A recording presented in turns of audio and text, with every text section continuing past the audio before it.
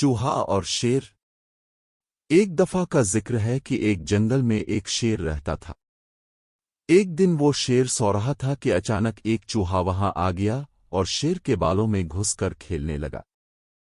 اچانک شیر کی آنکھ کھل گئی، اس نے چوہے کو پکڑ لیا۔ چوہا ڈر گیا، وہ شیر سے منت کرنے لگا کہ مجھے چھوڑ دو، میں آئندہ ایسا نہیں کروں گا۔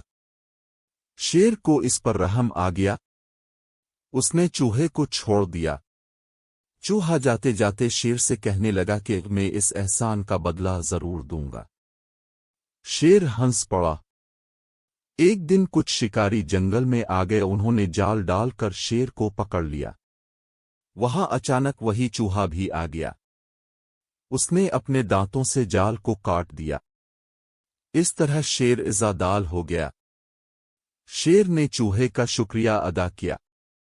چوہے نے کہا کہ کوئی بات نہیں، ایک دن آپ نے میری مدد کی تھی اور آج میں نے آپ کی مدد کر دی، اس میں شکریہ کس بات کا؟